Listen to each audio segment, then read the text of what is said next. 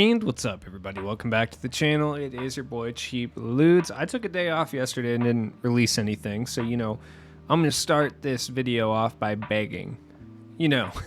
Please drop a like on this video. Every time I take a day off, the algorithm just absolutely takes me out. Anyways, Thursday tradition. Let's talk about the new leaks that dropped in NBA 2K22 My Team. First things first, we got some new Evos, which are fantastic. Actually, we got Geo to DM, Kevin Love, Jason Kidd, Sean Marion. We got Diamond to Dark Matter Shumpert. And then we got an upgrade to Josh Giddey and Riley Allen, who I almost said Ralph Allen, which that sounds like a real person, but I don't know if it is. Either way, I'll talk about those Evos in a little bit, Let's get on to the leaks. First things first, we got a double leak here. Right off the bat, we got Bill Russell, which I said that this was going to be Tim Duncan or Bill Russell with the little Zen symbols behind him. So I was actually, I would say, completely right because we got both of them. Either way, we got a hero and a regular Bill Russell. I saw a bunch of people say, bruh, they use the same picture for Bill Russell all the time.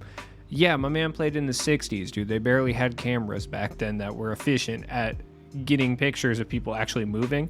So it's not surprising that there really aren't that many well-documented pictures of Bill Russell that 2K has access to, which under normal circumstances I would slander 2K, but this is one time where I'll give him a slight bit of a pass.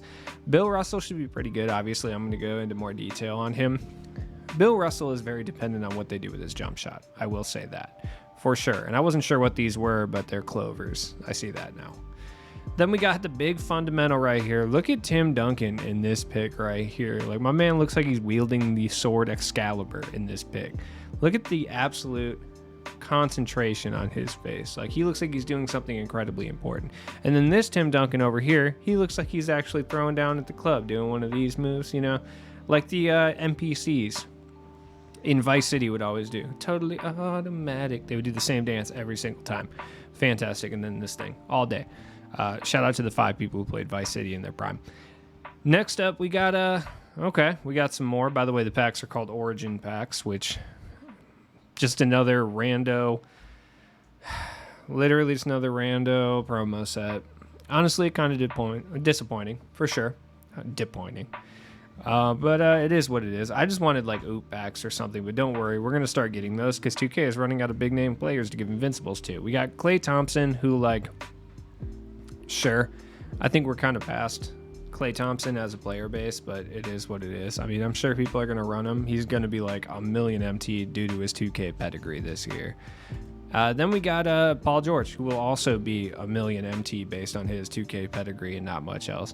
I will say Paul George is probably going to be the best out of these two specifically, and probably out of all 4 cards that I've talked about thus far, PG will probably be the best, so it is what it is. Then we got Endgame is near. 99 everything, 80 Hoff badges, the best animations. Now, people are freaking out about this. And I will say that, realistically, Invincible cards are Endgame cards. You know what I mean?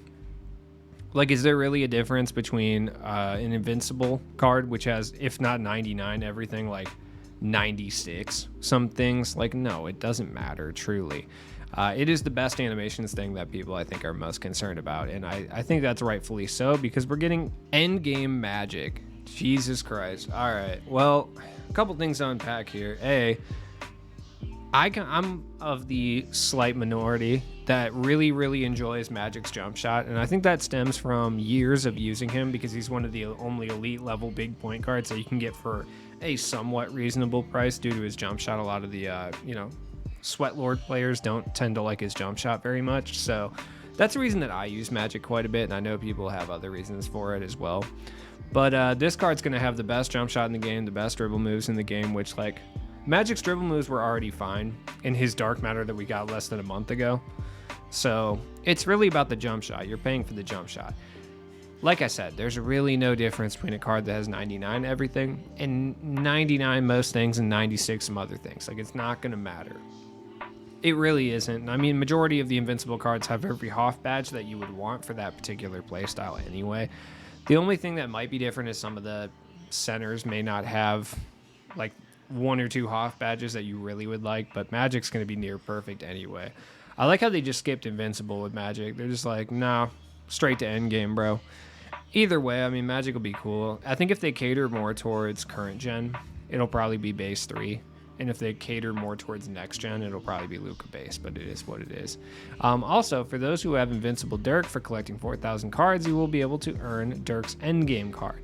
So I'm guessing to earn the endgame card, you'll have to have the 4,000 card collection and probably do a series of challenges, kind of what they've been doing all year, which is kind of whack. I'll be honest. It's kind of whack. I mean, yes, it rewards people for collecting cards, but at the same time, damn.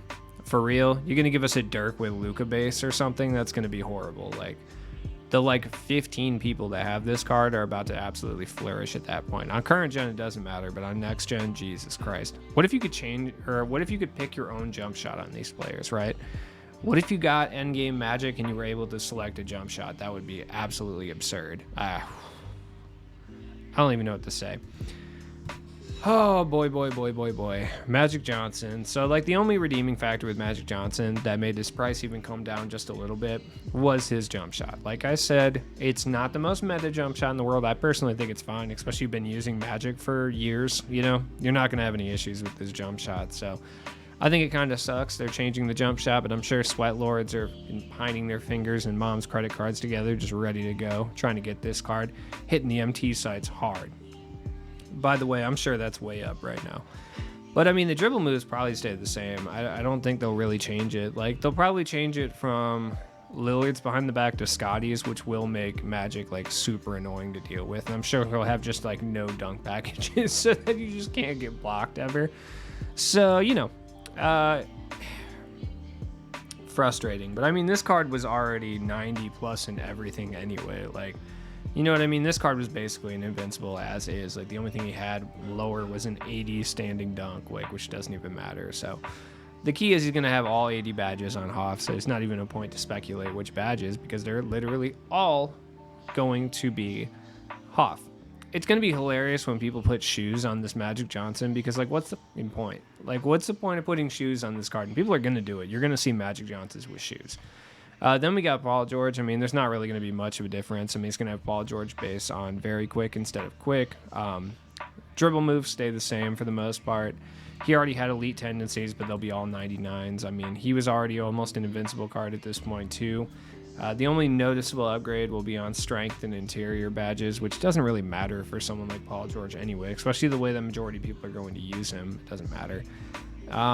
As far as badges, I mean, all the shooting badges will be Hoff. I would expect all the defensive badges to be Hoff. I would expect the ones he doesn't have to be post badges and maybe special delivery or something. But this card's going to be near maxed out anyway, so it really doesn't matter. Then we got Timmy D. Tim Duncan will have Tim Duncan base on very quick, which this card had Tim Duncan on very quick, and it was a fantastic card. I was a huge fan of this guy. He was my power forward for quite a long time. I mean, he came out in March. He was probably my power forward until last month, to be honest. So he had a lot of longevity for me personally, but I'm also cheap. So he was my starting power forward until Jermaine O'Neal came out, and then he was my bench power forward until very recently. So either way, I mean, Timmy D is going to be fine. He probably is missing playmaking badges, and that's about it. Other than that, I mean, this card, once again, was great. The difference will be the ball handle in the dribble moves. He'll have, quick dribble style or shifty, and then he'll have, I don't know, probably Pippen behind the back. You know what? No, I take that back. He'll have Wiggins. He'll have Wiggins behind the back. They love giving Wiggins behind the back to big men at this stage, so they can sell him back later with Pippen behind the back. Guaranteed, print money. You know what it is. Then we got Bill Russell. We haven't seen a Bill Russell in literal ages, dude. Since December 10th, which is kind of crazy. Now, the question with Russell is A, how well is he going to be able to move? And B, is he going to have set shot 17? Now, if he has set shot 17, I think his price will be relatively calm, but I could easily see them going last year's route and giving him Ray Allen base. Be sick if he had Ronnie base, honestly. But I could easily see that, so it's something to kind of think about. I mean, badge-wise, yeah, he'll probably be missing a dribbling badge or two, but that's it. He'll have every defensive badge on Hoff. He'll probably have some shooting badges on Hoff. It's either going to be playmaking or shooting that he's missing. I'm just not entirely sure which one, but, it is what it is. The stats will be near perfect. It's not as fun doing these when they're invincible cards because you kind of know what it is. Now, the hero version, I think obviously we'll have like 36 Hoffs. We'll have all the defensive Hoff badges, like quick first step, like stuff like that. He'll be missing some shooting badges, or at least have a majority of them on gold, which, by the way, is fine. Like, this card will be great. I would say the hero one probably sticks with like an 88 or 93 pointer, though. That's kind of the one thing. And then we'll go to Dirk, dude, because Dirk's who I'm really curious about. Doesn't matter. Majority of us don't have Dirk anyway. But he'll have an all 99 card, which it literally doesn't matter. I mean, look at the stats on this card. Does it matter? Look at the tendencies. Like, no slight bump is really going to make that much of a difference. Truly. I mean, yeah, he's going to have hyperdrive and quick chain on Hoff, which, whatever. Imagine you're someone who wasted some Hoff badges on this card only to get the endgame version, dude. Hilarious. Honestly, kind of deserve it for being well off in 2K and buying a bunch of MT. It's going to be this that is going to be the big selling point here. Do they change his release? I firmly believe they do. I firmly believe they give him Brook Lopez base would be my guess for Dirk. I'm guessing Brook Lopez because they love giving that to big men, but I could be wrong. They could give him like Luka base. They said the best in the game, so it's probably gonna be Luka or base 3. Base 3 Dirk would be ridiculous. Straight up, it would. Now his leaner is fine. So I would expect that to stay, but the dribble moves are going to be changed. Luka's behind the back. I don't think so. I think all these endgame cards are going to have Scottie Pippen behind the back. Every single one of them. I don't know, dude. That's just me. Let's go to the market and take a look if anything's changed. I'm sure there's going to be a bit of a market crash, but nothing crazy, to be honest. Now, the question really is, when it comes to things like this, whenever 2K releases new quote-unquote play things, like new overpowered things for the player base to consume, how much is the market going to crash and when is it going to crash? So the answer to that would be tonight is when it's going to crash. And by how much? Not as much as you would expect. And the reason for that simply is because everybody knows at this point that when 2K releases something new, the pack odds are horrendous. Everybody who plays 2K knows that. I've said this a lot. No casual players exist on the game anymore. The game is exclusively sweat lords and MT bots at this point, right?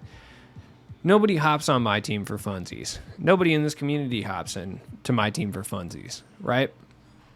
So I don't think the market crashes quite as much. I think a lot of people understand that you can pick up some still top tier cards for relatively decent prices during these market crashes, but they're not going to completely crash like they did in, say, like 2K20. I remember when the first GOAT cards came out. I remember the market just absolutely imploded. That stuff doesn't really happen anymore. We didn't really see it last year. We are not really going to see it this year. The market's actually gone up for hero cards. I still don't know what the lock-in's going to be, and I feel like it's going to be underwhelming. Now, that being said, the prices for these cards may go up. I mean, they would if something crazy was in there. If it was another endgame card, like an endgame Kobe or something, I could easily see the prices for these cards going way up. Are there any like super sweat lord cards we haven't seen yet? No, 2K's been kind of blowing their load the last few weeks, so I don't really know what it could be. Honestly, I'm not even going to speculate. I'm going to say that you probably don't need it, though. Whatever it is, it's not going to be that overpowered. Like I said, unless they let you make a card a dark matter that wasn't a dark matter before, then you absolutely need to do it so you can get a dark matter gold base set Grey Ghoster tech. Now, as far as the Invincible cards, I'm sure they're going to drop in price a bit because we have a new top dog in the game and the endgame cards that people are going to pine after. So guys like Kevin Garnett, Scottie Pippen, Pau Gasol, Hakeem, those are the guys that are going to take a price hit. Shaq, he was really rare, though. That's the only reason I would say that he probably won't take too much of a price hit, just because he was the only Invincible. I'm shocked 2K hasn't tried to do an Invincible lock-in for an endgame card, and I'm still not convinced they're not going to do it. That would kind of make sense. Ben Simmons isn't falling in price. Everyone's going to run him as the bench center and probably run... Well, I forgot about Luka. So Luka's not dropping in price at all, by the way. It doesn't matter how good Magic is tomorrow. Luka and Ben Simmons aren't going to drop all that much in price because everybody's going to be using them as their bench center, if not outright starting at that point. So AD will probably drop in price too. AD is usually only overpowered and overpriced in the beginning of the year. I've said it before. I mean, this Magic is fine. If you're interested in Magic or you want like a 6'9" point guard to try out, like you can get this Magic for relatively cheap with badge editions, unlimited contracts, unlimited shoes and stuff. And he's still good. He's still very mucho usable. I don't know why I said mucho. It just felt right in my soul that time. I don't know, man. I forgot about Durant. you forget about a lot of cards. 2K's been going so brazy with the dropping of cards over the last 4 weeks. I kind of forget that majority of these cards even exist. So I don't know. I really hope we get another out of position set. 2K kind of disappointed me with their cards this year. Like, we didn't get one retro 2K set. You couldn't do one and put some 2K20 cards in there. The times that we all remember because we were all in lockdown. I have fond memories of those cards. You couldn't do it once, 2K. It's a golden opportunity you missed. The only people who open packs and buy cards, period, at this point are sweatlords who've been playing your game for years, and little kids who will buy anything. So it doesn't really matter. You stand to lose nothing from the retro set if you put the right players in it. Either way, Wilt's really way cheaper than I expected. LaMelo's still not a buyout, which I find kind of crazy. I don't even think he's technically a top 5 point guard anymore, especially with Magic coming out tomorrow. I don't think so. I like him, though. I still think he's good. These guys are dirt cheap. I mean, there's some absolutely dirt cheap dark matters that you can pick up right now. Like Miles Turner, is he the greatest card in the world? No. But for like 26K, 28 at the absolute highest, he's good. For that price, he's really solid. Paul Pierce is dirt cheap too, and he's a good point guard for that price. It's just hard to recommend him when like Larry Johnson specifically is incredible. Larry Johnson's like 30K MT, and he's easily the best point guard for that price. He might be the best point guard under 100K, to be honest with you. Larry Johnson is an absolute demon. If you're looking for a nice point guard that can play with the best of them, you should definitely pick up Larry Johnson. He's incredible, by the way. I've seen a lot more content creators talk about Larry Johnson, which makes me happy.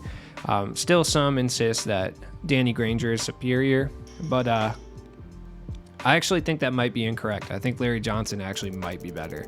Larry Johnson has better defensive animations, a bigger player build.